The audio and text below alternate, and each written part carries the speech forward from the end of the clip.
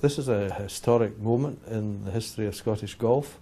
I've been working on this for 3 years now. I was elected as chairman in January 2012 specifically to try to bring about the amalgamation of Scottish Golf Union and Scottish Ladies Golfing Association. We've gone through a process which involved a working group which comprised members from SLGA and from SGU under the chairmanship of Sheriff Alistair Thornton. That group has now produced a final recommended proposal which has been circulated to all our constituents, so that's our areas and our clubs, and we're at the stage now where we have to make a decision. The process that SGU has to go through, we'll poll all our clubs to get their opinion. We think it's very important that every club has the opportunity to express its support for the proposal, to express an opinion on what for me is probably the most important issue facing Scottish golf. And thereafter the area associations who are the shareholders of SGU, there's 16 of those, and they will ultimately vote. So that will take place after the poll and after they've gone through their own constitutional processes to reach their decision. And that will happen as soon as possible, but certainly within the next 2 months. The SLGA holds its AGM on the 7th of February, and at that AGM they are going to vote on the proposal, and we'll all know the outcome of that immediately thereafter.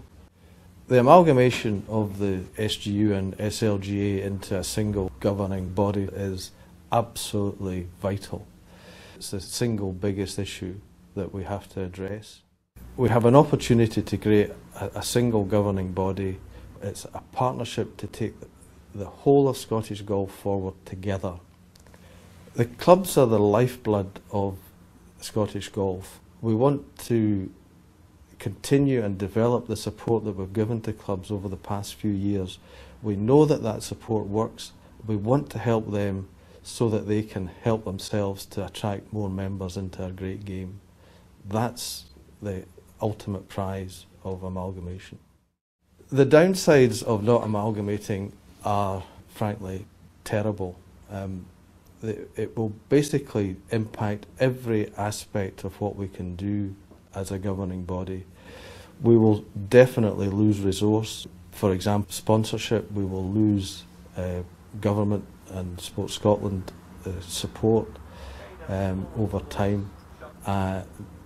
The impact of the image of the game will be that we're stuck in the past, and that message will go out, and it will therefore be much more difficult to attract more members into play our game.